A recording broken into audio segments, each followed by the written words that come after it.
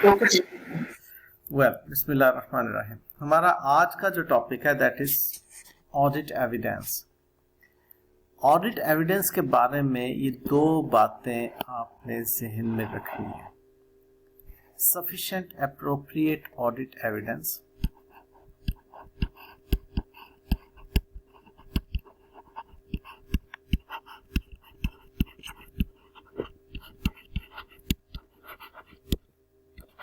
ठीक है, और दूसरी बात रीजनेबल एश्योरेंस चाहिए होती है हमें इन ऑडिट एविडेंस से।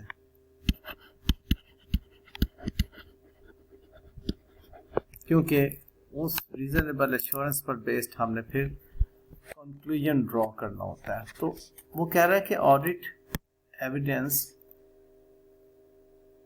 Is information used by auditor, क्योंकि अब वो इनसफिशिएंट अप्रोप्रिएट ऑडिट एविडेंस से जो उसको रीजनेबल एश्योरेंस मिलती है वो एक इंफॉर्मेशन है which is used by the auditor in arriving at conclusions, और उन कंक्लूजन्स की बेस पर ऑडिटर ने ओपिनियन ड्रॉ करना होता है। तो इट इंक्लूड्स बोथ। अब दो बातें इसमें शामिल हैं, information contained in accounting records, obviously जो अकाउंटिंग रिकॉर्ड्स में इंफॉर्मेशन मौजूद है वो, और कुछ इंफॉर्मेशन अकाउंटिंग रिकॉर्ड में नहीं मौजूद होती क्योंकि वो आपके सिस्टम्स हैं, कंट्रोल्स हैं, कंफर्मेशंस हैं, यानी कि वो असर्शंस नहीं हैं। तो information contain in accounting record के बारे में आपने एक लफ्ज़ पढ़ा था ABCD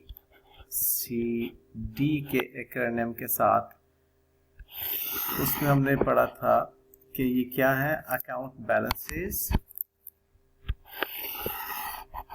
ठीक है,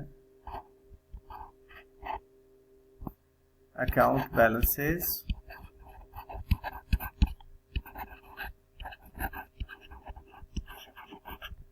क्लास ऑफ ट्रांजैक्शंस,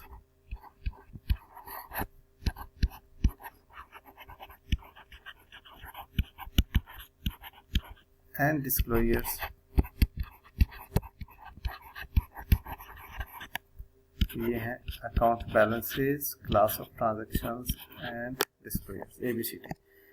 ये हमें इंफॉर्मेशन मिलती है हमारी अकाउंटिंग रिकॉर्ड्स, फाइनेंशियल स्टेटमेंट से, और इसके अलावा कुछ other information like confirmation etcetera, आपकी वेरिफिकेशन, इंटरनल कंट्रोल के जरिए से आपको जो कंप्लायंस मालूम होता है, वो तमाम इंफॉर्मेशन फाइनेंशियल स्टेटमेंट से बाहर होती है। तो ऑडिटर एक क्वेश्चन सिनेरियो बनाया जा रहा है, auditor of Fresh and Well Company Limited explained to the audit team members about relationship between audit evidence and opinion of auditor। कहता है कि आप एक्सप्लेन करें जो उसने अपनी टीम को एक्सप्लेन किया होगा। रिलेशनशिप क्या है, जैसा कि उसने यहाँ पर बताया कि एविडेंस अल्टीमेटली यूज हो रहा है ओपिनियन ड्रॉ करने के लिए।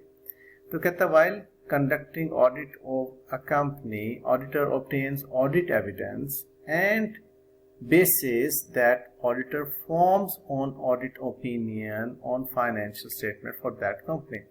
उसको ऑडिट एविडेंस और बेसिस मिलती हैं जिसके ऊपर उसने एक ओपिनियन फॉर्म करना होता है। Explaining this further, audit evidence includes, अब ये जो इंफॉर्मेशन मैंने आपको ऊपर बताई ABCD और अदर इंफॉर्मेशन जो आपको उसकी कंफर्मेशन के हवाले से बात कर रहा था मैं, अभी कॉम्प्रिहेंसिव एक क्वेश्चन बन जाता है और उसका आंसर बन जाता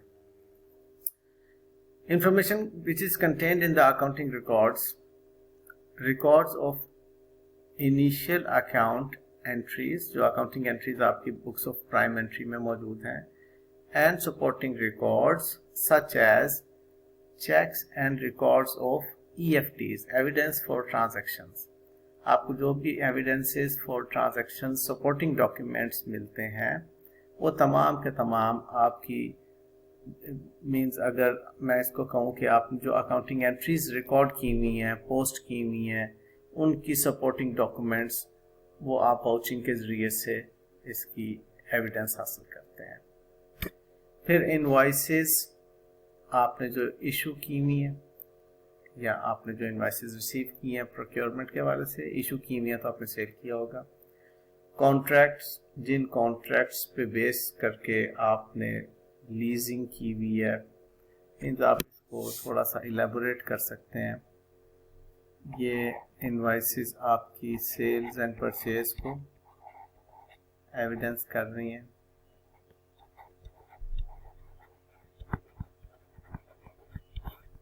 कॉन्ट्रैक्ट्स आपके लीजिंग कॉन्ट्रैक्ट हो सकते हैं, बल्कि कॉन्ट्रैक्ट विद कस्टमर्स से शुरू करें आप, फिर लीजिंग कॉन्ट्रैक्ट, इंश्योरेंस कॉन्ट्रैक्ट। ठीक बात। जनरल एंड सब्सिडरी लेजर, आपकी books of secondary entries, journal entries, other adjustments to the financial statements not reflected in the journal entries। बाज़ का कुछ एडजस्टमेंट्स आपकी जेई में रिफ्लेक्ट नहीं हो रही होती, जिसमें आप बाद में जेवी उसकी डालते हैं। ठीक है, बाज़ का आपकी एडजस्टिंग इवेंट्स आप कह रहे हैं,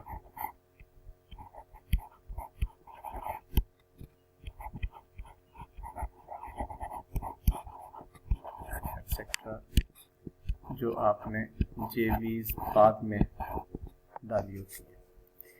Records such as worksheets and spreadsheets supporting cost allocation, computation, reconciliation, disclosure वगैरह, ये आपकी वर्कशीट्स होती हैं। तो तमाम आपकी जो फाइनेंशियल स्टेटमेंट्स को सपोर्ट कर रही है वो information. Other information that authenticates accounting records and also support auditors rational behind true and fair presentation of the financial statement. जो ऑडिटर का रैशनल डेवलप होता है फाइनेंशियल स्टेटमेंट्स की फेयर प्रेजेंटेशन के ऊपर, उसको सपोर्ट कर रही होती है अदर इंफॉर्मेशन। जैसे मिनट्स ऑफ द मीटिंग से इंफॉर्मेशन पिक कर रहा होता है, कंफर्मेशंस जो होती हैं, थर्ड पार्टी कंफर्मेशन, इसमें बैंक भी आ जाते हैं, bank confirmation for the balances, manual containing details of internal control, आपके टेस्ट ऑफ कंट्रोल वगैरह के रिजल्ट्स इसमें आपको सपोर्ट करते हैं। कंप्लायंस ऑफ इंटरनल कंट्रोल पता चलता है आपको इसमें। तो ये दो आपको एविडेंस के सोर्सेज वाइडली आप अगर इसको देखें तो आपको मिलते हैं। जी बेटे बोले। टेस्ट ऑफ कंट्रोल क्या है? बेटे जान, ये ऐसे था, आपने इंटरनल कंट्रोल्स देखने होते हैं कि आपकी एंटिटी के इंटरनल कंट्रोल्स का कंप्लायंस है, कंप्लायंस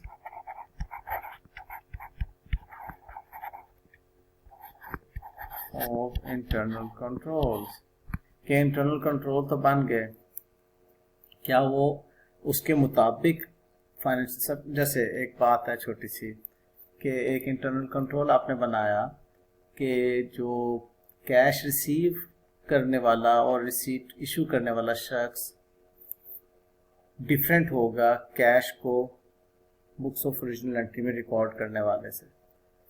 तो जिसने कैश रिसीव किया उसने रिसीट इशू कर दी, जुम्मेदारी ले ली कि जी मैंने इतना कैश रिसीव किया। अब उस रिसीट को जिस शख्स ने एंटर करना है कैश बुक के अंदर वो सेम नहीं होना चाहिए, ताकि बुक्स ऑफ अकाउंट्स में कहीं वो कम या ज़्यादा ना लिखते, किसी फ्रॉड के जुमरे में ना आ जाए बात। तो ये टेस्ट ऑफ कंट्रोल आपका किताबों में लिखा हुआ है, पॉलिसीज एंड प्रोसीजर्स लिखे हैं। क्या उन पॉलिसीज एंड प्रोसीजर्स का कंप्लायंस हो रहा है, ये टेस्ट ऑफ कंट्रोल के जरिए से पता चलता है। कंप्लायंस टेस्ट किसको कहते हैं? ओके अब हम अगली बात की तरफ बढ़ते हैं, objective of the auditor. Auditor का मेन ऑब्जेक्टिव क्या है कि वो सफिशिएंट अप्रोप्रिएट ऑडिट एविडेंस हासिल कर सके, design and perform audit procedures, इस तरह की ऑडिट प्रोसीजर्स बनाए in such a way to enable auditor to obtain sufficient appropriate audit evidence to be able to draw reasonable conclusion, उस पे conclusion draw कर सके on which to base auditor's opinion, जिस पर auditor का opinion base होना। alright, तो sufficient appropriate audit evidence क्या होता है, कैसे हम हासिल कर सकते हैं, ये बहुत important होता है।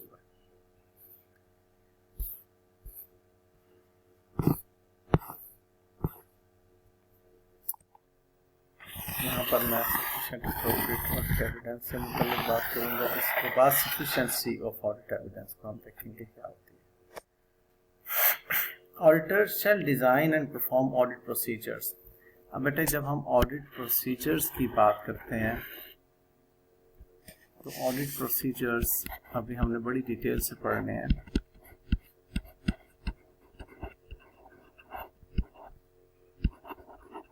इसमें आपके टेस्ट ऑफ कंट्रोल आते हैं, जो भी मैं आपसे बात कर रहा था,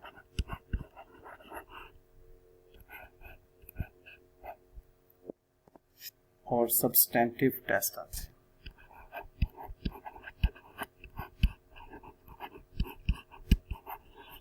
बुनियादी तौर पर सब्सटेंटिव टेस्ट में फिर फर्दर अगली बातें आती हैं, वो फिर जब हम थोड़ा सा आगे बढ़ेंगे तो उसमें हम देखेंगे। फिलहाल ऑडिट प्रोसीजर्स की मैंने आपको एक हल्की सी बात बता दी है। हम ऑडिट प्रोसीजर्स से जो हासिल करते हैं, असर्टेन करते हैं, वो होता है ऑडिट एविडेंस। तो ऑडिट एविडेंस जो है वो सफिशिएंट अप्रोप्रिएट होगा तो हमें रीजनेबल एश्योरेंस मिलेगी। sufficient appropriate audit evidence, और उससे हमें मिलती है reasonable assurance, और उससे हम ड्रॉ करते हैं conclusion,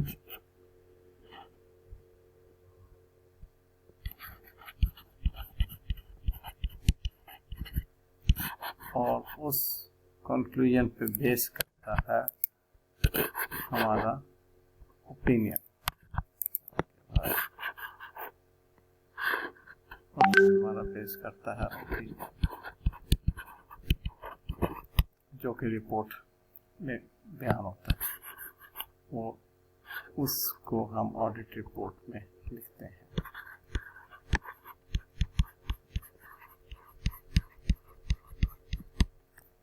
ये ऑडिट प्रोसीजर से पहले क्या होता है वो हमने planning, audit plan, audit programme, वो सारी बातें जो की थी। अभी इसमें मज़ीद भी हमने बातें करनी है। ऑडिट प्रोसीजर्स डिज़ाइन करने से पहले हमने सैंपल देखना है और मटीरियलिटी सेट करनी है, वो सारी बातें अभी हमारी डिस्कशन का हिस्सा बननी है। लेकिन बहरहाल ये एक फ़्लो है जो कि हर वक्त हमारे जहन में होना चाहिए कि ऑडिटर ने ये स्टेप्स से गुजरना होता है। The auditor shall design and perform audit procedures that are appropriate in circumstances for the purpose of obtaining sufficient appropriate audit evidence. Audit evidence is necessary to support the auditor's opinion and report. It also includes information obtained from other sources such as previous audit. In addition to other sources, अब ये जो other sources की बात की है, जिसमें previous audit की बात कर रहा है, उसमें कहता है in addition to other source inside and outside the entities, accounting records are an important source of audit evidence, जो हम ऊपर बात कर चुके हैं। accounting records, also information that may be used as audit evidence may have been prepared using the work of a management expert। तो हमने ये जो अदर सोर्स की बात वो कर रहा है, inside and outside the entity, इनमें से लाइक अगर मैं ये बात करूं जो इसने यहाँ पर की है, use of the work of expert भी हो सकती है, आपका use of using work of internal auditor भी हो सकती है,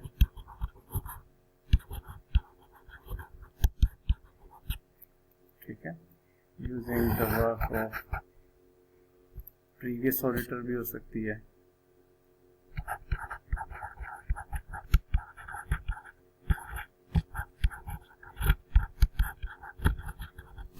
ठीक है।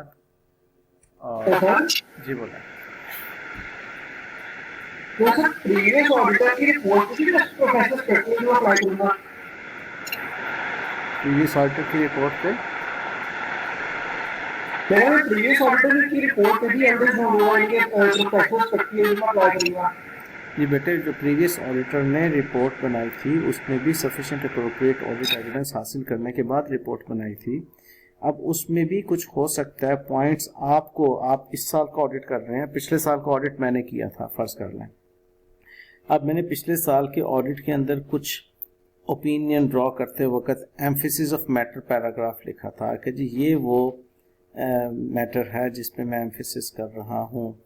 अब वो आप मेरी रिपोर्ट जब पढ़ेंगे तो आपको मालूम होगा वो एरिया जिस एरिया में ज़्यादा रिस्क इन्वॉल्व हो सकता है क्योंकि प्रीवियस ऑडिटर ने उसको एम्फेसाइज किया होगा। तो इसलिए और भी बहुत सी बातें हैं, आपको प्रीवियस ऑडिटर की रिपोर्ट पढ़ना चाहिए पहले, क्योंकि वहाँ से बहुत सी इंफॉर्मेशन आपको ऐसी मिलती है जो कि ऑडिट करने में मददगार साबित होती है, क्योंकि आपने उस अदारे का पिछली मरतबा ऑडिट नहीं किया, फर्स्ट टाइम आप उस अदारे का ऑडिट कर रहे हैं, तो लिहाजा आपको पिछले ऑडिटर की रिपोर्ट भी पढ़ना होगी, वहाँ से भी आपको बहुत सी इंफॉर्मेशन मिलेगी, ठीक है। तो audit evidence comprise both information that supports and corroborates management's assertion. अब मैनेजमेंट असर्शन मुझे ज़रा बता दीजिए, अभी मैंने थोड़ी देर पहले आपको बताई है, और मैनेजमेंट असर्शन क्या होती है?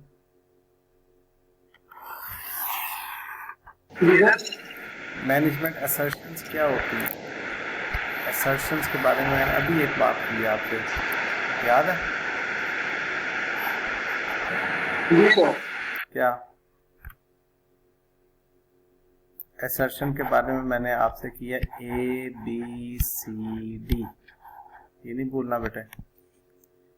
बताओ ABCD क्या है? नहीं,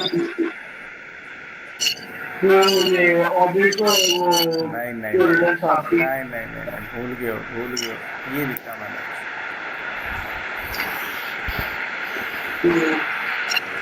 क्या लिखा?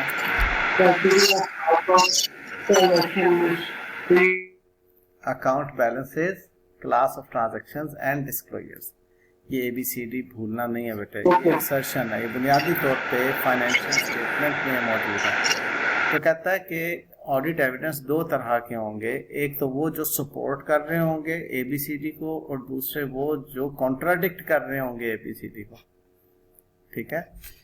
ऑडिट एविडेंस दो तरह के होंगे, सपोर्टिंग ABCD और दूसरे कॉन्ट्राडिक्टिंग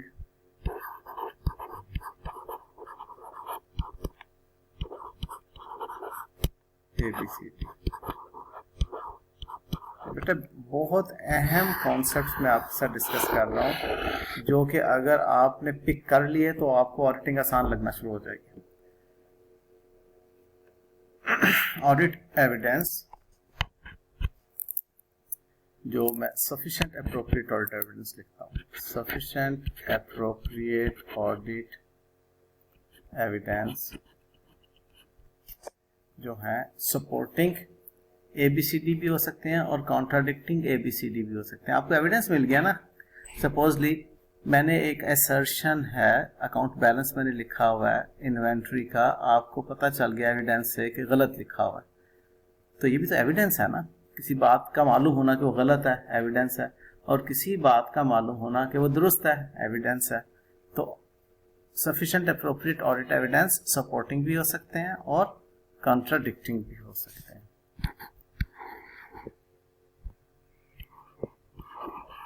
ओके तो in some cases absence of information, ये मैं पैराग्राफ पढ़ रहा हूँ, in some cases absence of information, for example management's refusal to provide a requested representation is used by auditor and therefore also constitute audit evidence। यानी कि ये भी एक ऑडिट एविडेंस है कि जी फलानी इंफॉर्मेशन के बारे में हमने एक लेटर लिखा मैनेजमेंट को कि हमें इंफॉर्मेशन प्रोवाइड करो और वो उसने रिफ्यूज कर दी, मैनेजमेंट ने रिफ्यूज कर दिया कि नहीं जी हम नहीं प्रोवाइड कर सकते इंफॉर्मेशन।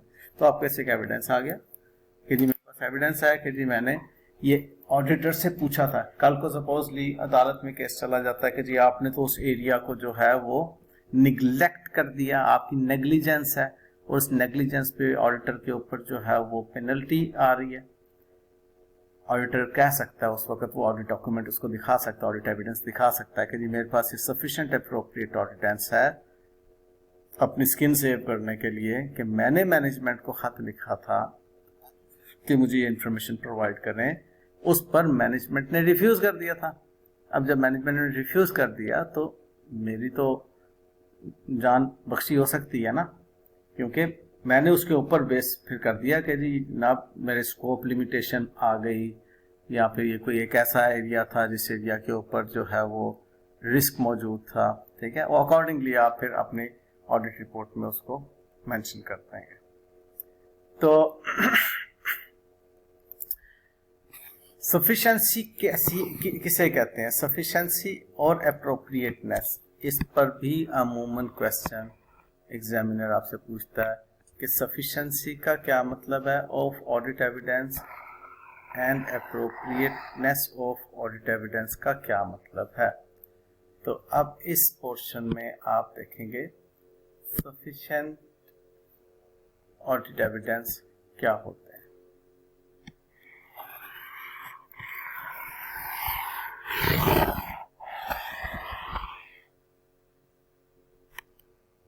ठीक है, आपने एक लफ्ज पढ़ा हुआ है क्वांटिटेटिव,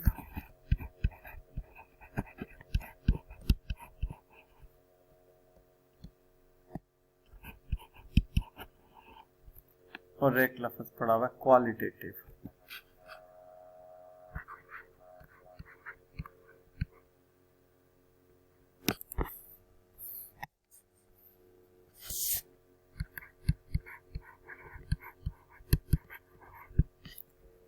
जो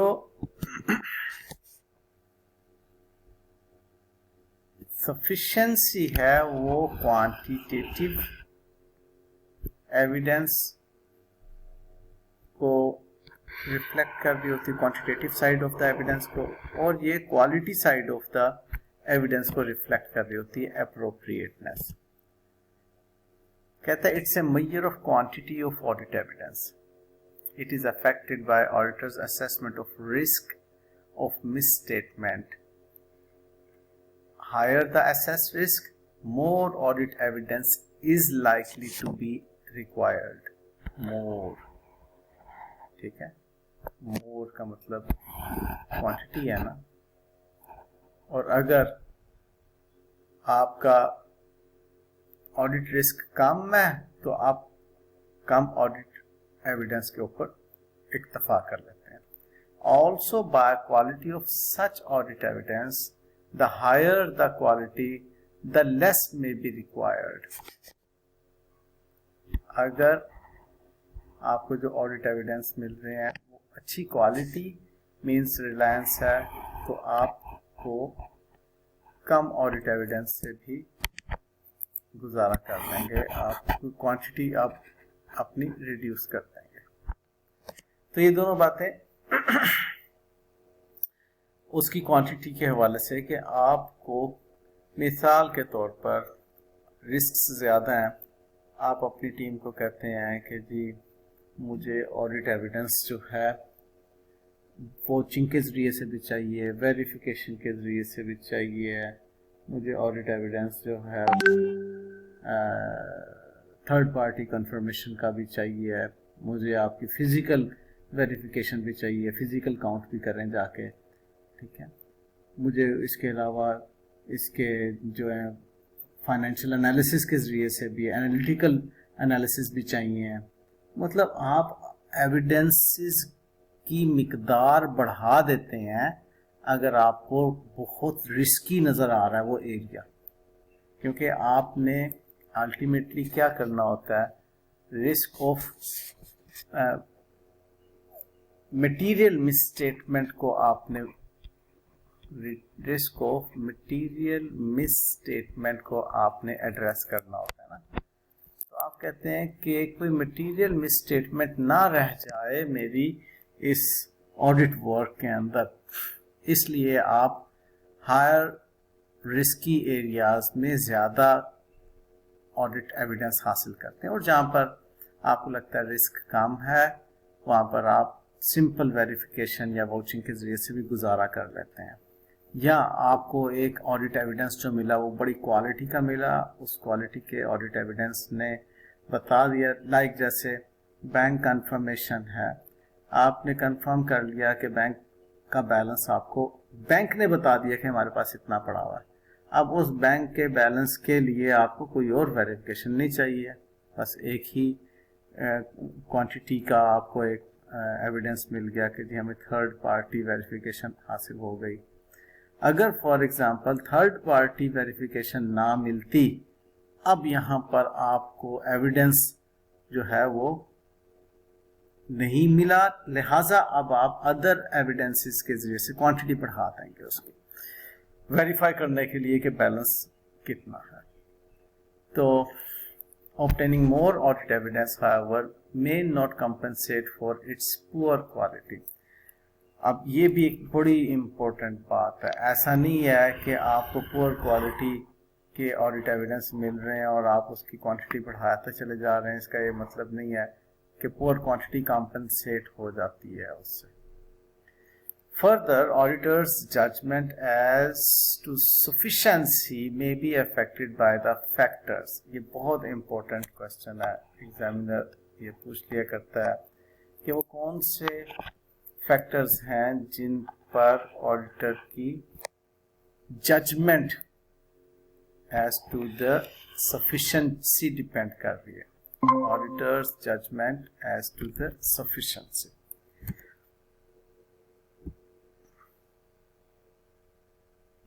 जी, आपने अरीब कोई बात करनी है, हैंड रेस किया या कोई आपकी तरफ से ब्रीफ आई थी? अच्छा,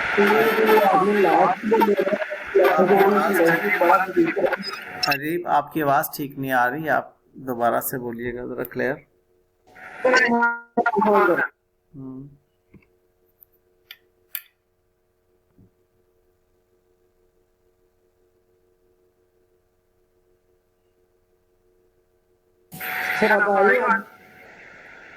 जी बिल्कुल आ रही है जी। अच्छा सर, मैं कह रहा था कि यहाँ दो दिन अगले दिन बोलने रिलीज कर दे वो मोबाइल पे कॉल आई थी कुछ का लगता था अपने कि वो रजिस्टर हुआ है। तो लास्ट बात मैं जो ये कर रहा था, ये मेजरमेंट ऑफ क्वांटिटी की बात आपकी, सफिशिएंसी की बात आपकी मिस हुई है। जी सर जी।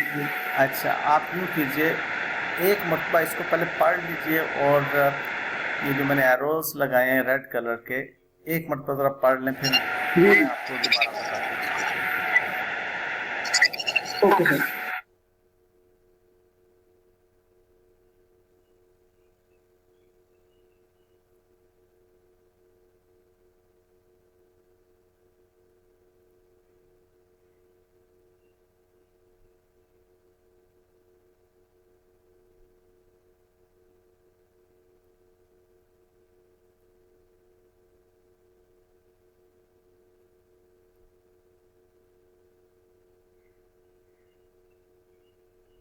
है सर। तो अब आप कोई क्वेश्चन पूछें जो आपको पर्टिकुलर पूछना है। तो सर ये जो इसकी बात हुई है सर ये कैसे हम दर्ज करेंगे कि हमारी जो हमने एड्रेस रखा गया कि क्वालिटी पुअर है कि क्वालिटी गुड है? बेटे मैंने इस पे आपको ये बात बताई है, मैंने जब आप ऑफलाइन थे ये बात कर रहा था कि आपने बैंक से कंफर्मेशन ली, या आप सपोजली आपका एक डेटर है, आप माइक म्यूट कर लीजिए प्लीज़। अच्छा, आपका डेटर है एक बड़ी अमाउंट का, आप उससे कंफर्म करते हैं कि क्लाइंट ने क्या वाकई आपसे ये बड़ी अमाउंट रिसीव करनी है। सपोजली मैं एज्यूम कर लेता हूँ 10 मिलियन का, आप उसको कहते हैं कि क्या क्लाइंट ने वाकई आपसे 10 मिलियन रिसीव करने हैं, आप मुझे कंफर्म कर दें।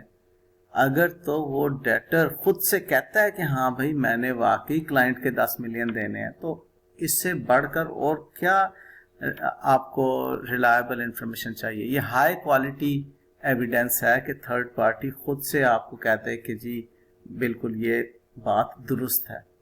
अगर डेटर आपको ना ये कंफर्मेशन दे रहा हो तो आपके एकदम से शकूक व शुबहात बढ़ जाएंगे, फिर आप कहेंगे कि अब मैं मज़ीद ऑडिट एविडेंस तलाश करने की तरफ जाऊं क्योंकि मुझे थर्ड पार्टी कंफर्मेशन नहीं मिली।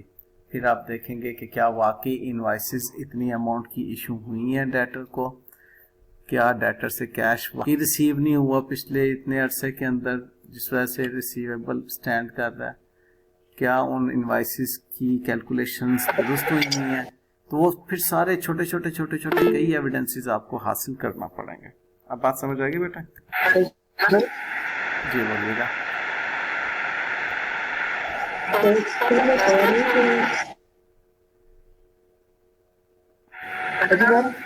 जी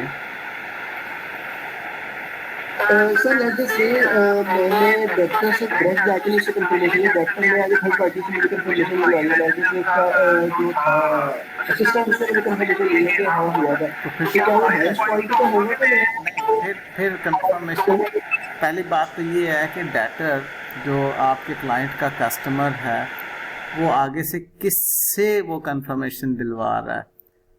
क्या वो अपने ऑडिटर को कह रहा है कि जी हाँ जी कंफर्म कर दें, या वो कोई और किसी पार्टी को इन्वॉल्व कर रहा है। अगेन देखो मेनली आपने किस बात पे सेटिस्फाई होना है। सपोजली आप ऑडिटर हैं मेरे और मेरा आगे से कस्टमर है मिस्टर एक्स, आप मेरे से पूछते हैं कि जी आपने एक्स से कितने पैसे लेने, मैं कहता हूँ जी 10 मिलियन लेना है, आपको यकीन नहीं आता, आप कहते हैं जी बुक्स दिखाएं, इनवाइस दिखाएं, इससे कब कैश रिसीव हुआ था, इसको कितना माल भेजा था, इसने कोई रिटर्न तो नहीं किया, वगैरह वगैरह। इंस्टेड आप एक ही एविडेंस उठाते हैं, आप कहते हैं मिस्टर एक्स से आप डायरेक्ट रब्ता कर लें और मिस्टर एक्स को कहें कि हाँ भाई आपने मियाँ फरहान के 10 मिलियन देने हैं, कंफर्म करो।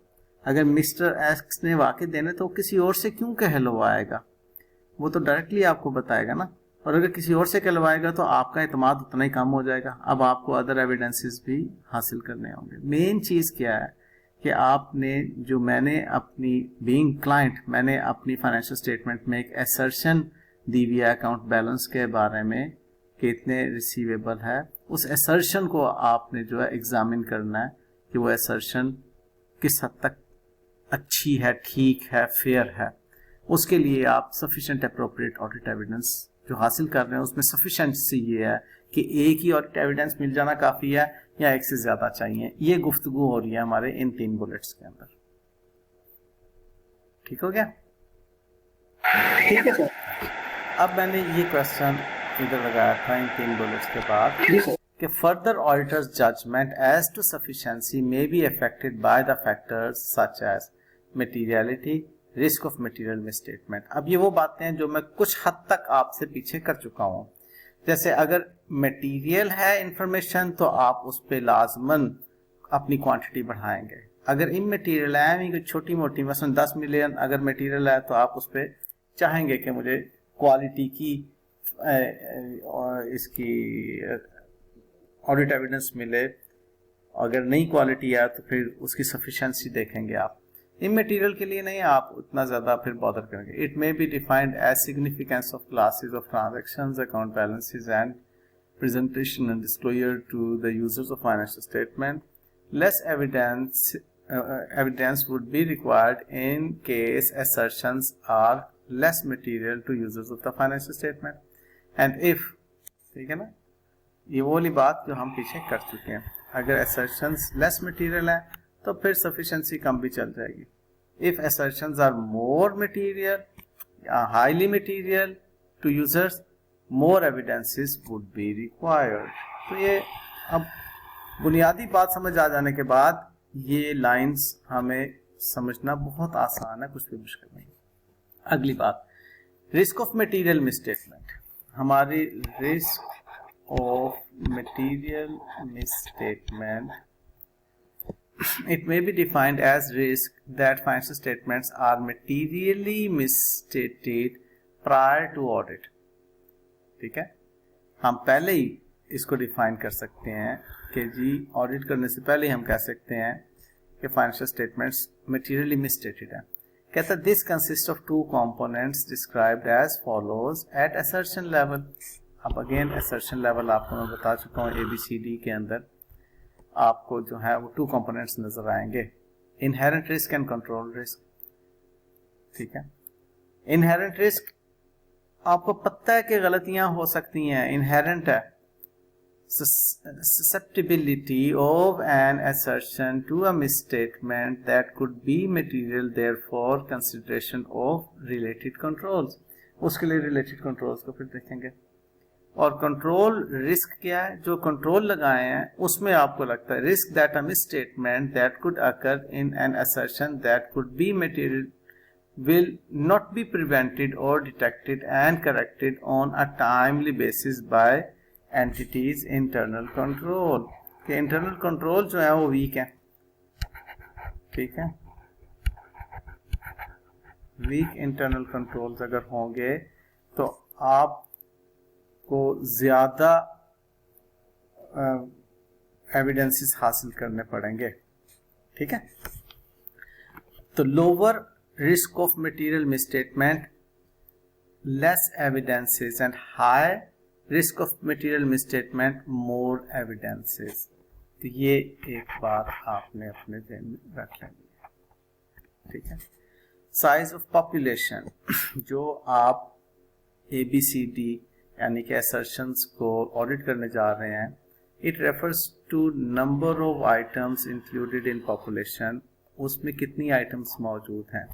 अगर less evidence would be required in case of smaller, अगर कम पॉपुलेशन, छोटी पॉपुलेशन है, ऑब्वियसली आपको एविडेंस भी कम चाहिए होंगे. ज्यादा अगर, अच्छा एक और बात, होमोजीनियस पॉपुलेशन है अगर, तो एक ही तरह की अगर बार बार आपके चीजें जो है वो नजर आ रही हैं, homogeneous population. But on other hand in case of larger more heterogeneous population, अगर हेट्रोजीनियस पॉपुलेशन बहुत ज्यादा है तो फिर आपको रिस्क ज्यादा चाहिए होंगे, आपको एविडेंस ज्यादा चाहिए होंगे. अगर होमोजीनियस है मतलब एक ही तरह की चीज एक ही शख्स को सेल हो रही है, ठीक है, अब आपने उस एक ही शख्स से एक ही ऑडिट एविडेंस ले लिया कंफर्मेशन का, बात खत्म होगी. लेकिन अगर हेट्रोजीनियस है यानी कि बेशुमार तरह के लोग हैं जिनको मुख्तलिफ चीजें सेल हो रही हैं, तो अब आपको उतने ही ऑडिट एविडेंस बढ़ाना पड़ेंगे. अगली बात, एप्रोप्रिएशन. जी बेटा, क्या मतलब है? दोबारा बोलिएगा. सर मैंने कहा ये होमोजेनियस पॉपुलेशन का क्या मतलब है? बेटे होमोजीनियस होता है मिलती जुलती, हेट्रोजीनियस होता है मुख्तलिफ. जैसे आप जितनी भी आपकी सेल्स की ट्रांजैक्शन है वो तमाम की तमाम आप एक ही कस्टमर को कर रहे हैं. ठीक है, आपकी होमोजीनियस है सेल्स, एक ही कस्टमर है आपका. लेकिन अगर आपके मुख्तलिफ कस्टमर हैं, कोई आपके रिलेटेड पार्टी हैं, कोई आपके इंपोर्ट्स हैं, सॉरी एक्सपोर्ट्स हैं, कोई आपकी लोकल सेल्स हैं, तो आपकी related party, export sales, local sales, इन सब को आप फिर मुख्तलिफ तरीकों से देखेंगे. लेकिन अगर है ही होमोजीनियस, लाइक सारी की सारी आपकी एक्सपोर्ट सेल्स हैं और एक्सपोर्ट में भी एक ही कस्टमर है आपका, आप सर्जिकल इंस्ट्रूमेंट्स का काम कर रहे हैं और आपके इंस्ट्रूमेंट्स जो हैं वो एक ही कस्टमर को अमेरिका के अंदर सेल हो रहे हैं यहाँ से, तो इसका मतलब है कि आप एक होमोजीनियस ट्रांजैक्शन कर रहे हैं, आपकी पॉपुलेशन एक सी यकसा है। ये हेट्रोजीनियस का मतलब मुख्तलिफ, होमोजीनियस एंड हेट्रोजीनियस, ठीक है। अच्छा, उसके बाद अप्रोप्रिएटनेस में आप उसकी क्वालिटी देख रहे हैं, उसकी अप्रोप्रिएटनेस, सफिशिएंसी में क्वांटिटी देखी थी, अब आप उसकी क्वालिटी देख रहे हैं। तो ये यहाँ पर ऐसे करके बनती है।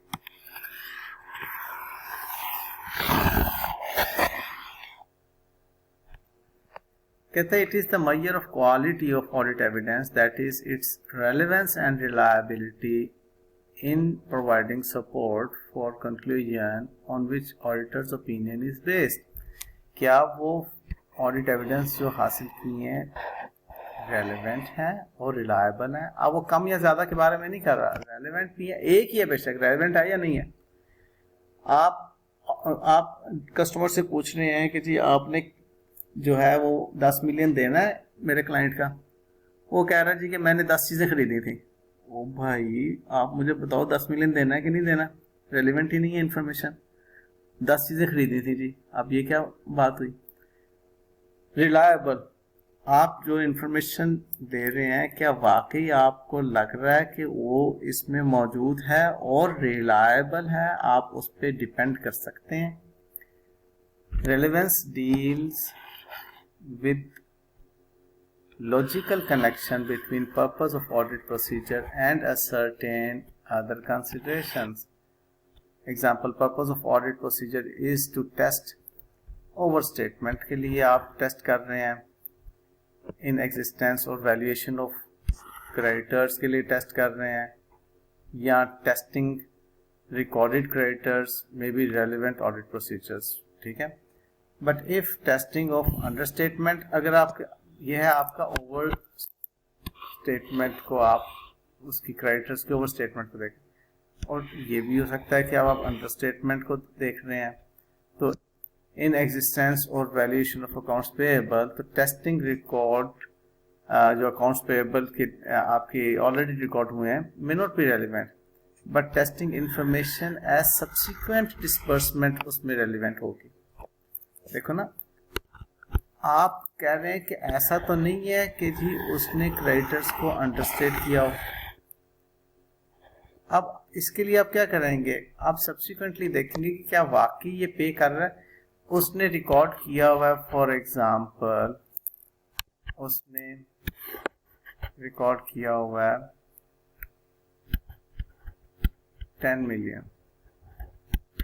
ठीक है, और वो क्रेडिटर को पे कर रहा है 12 मिलियन,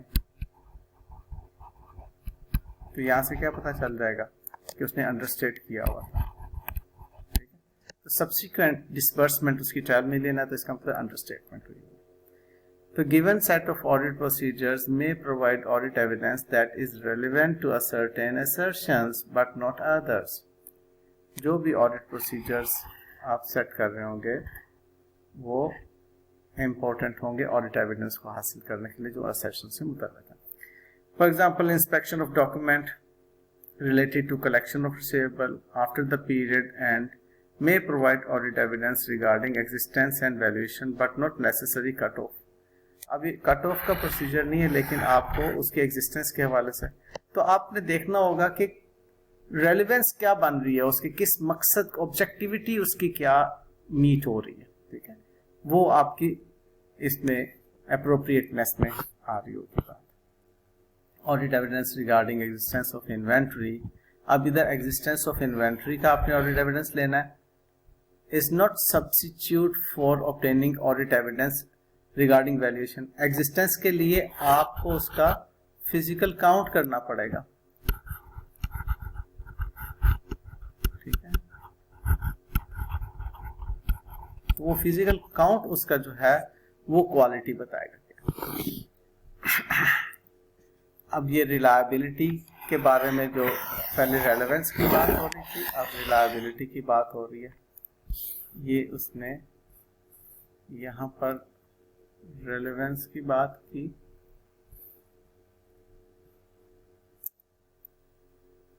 पहले उसने रेलेवेंस की बात की, अब रिलायबिलिटी की बात कर रहेगा। ये दोनों मिलके अप्रोप्रिएटनेस को डिफाइन कर रहे हैं। ठीक बात।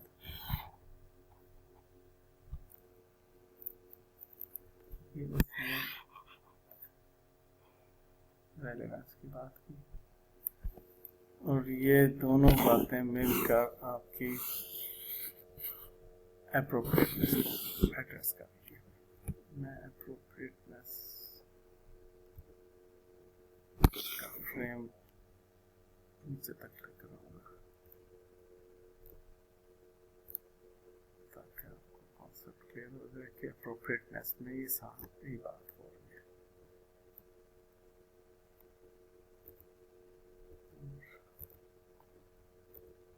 इस फ्रेम को डिलीट करते हैं। So reliability of audit evidence is influenced by source and nature and circumstances under which it is obtained. अब reliable आपने reliance देना उसका, while recognizing that exceptions may exist, following generalization about reliability of audit evidence may be useful.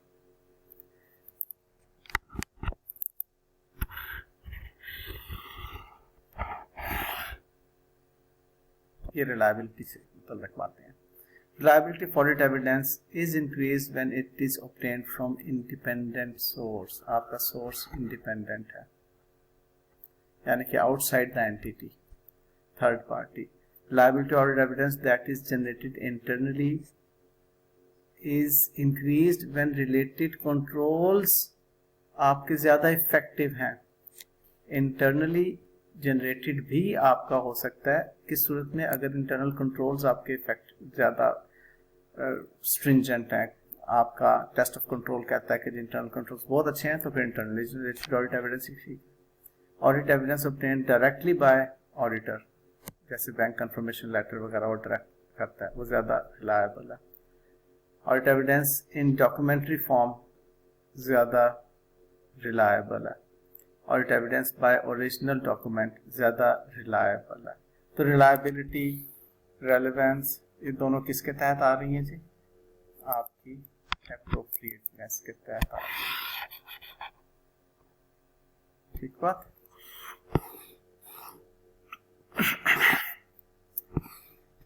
Independent source, छोटी छोटी बातें हैं अब ये कि आपका independent source, internally, direct, documentary, original, ये बात ऊपर आपने पढ़ ली है। मैनेजमेंट एक्सपर्ट कौन से होते हैं? बाय द वे ये भी ऊपर ही के जुमले में लेकर आए।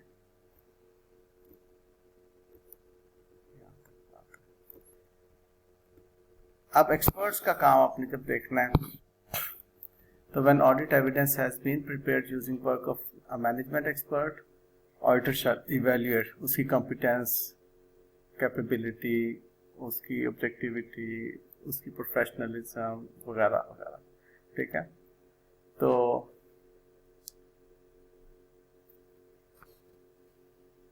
ये competence, capability and objectivity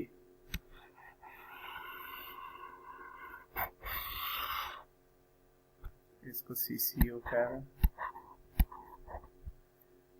understandability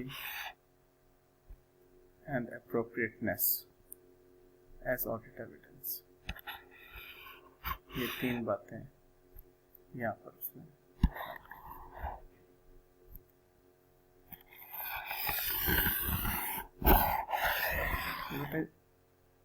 छोटे छोटे सवाल आपके बनते हैं एग्जाम के। इनकंसिस्टेंसी इन और doubts over reliability of audit evidence. अगर इनकंसिस्टेंसी आ रही है, पिछली मरतबा उसने कुछ और बात की थी, अब कुछ और कर रहा है, या एक सोर्स जो है वो दूसरे सोर्स से इनकंसिस्टेंट है, तो वो एरिया रिस्की होगा। उसके ऊपर आपको अपनी अप्रोप्रिएटनेस, सफिशेंसी, अप्रोप्रिएटनेस जो है वो आपकी ये अप्रोप्रिएट नहीं होगा, आपको सफिशेंसी की तरफ जाना पड़ेगा, आपको बढ़ाने पड़ेंगे ऑडिट एविडेंस में से।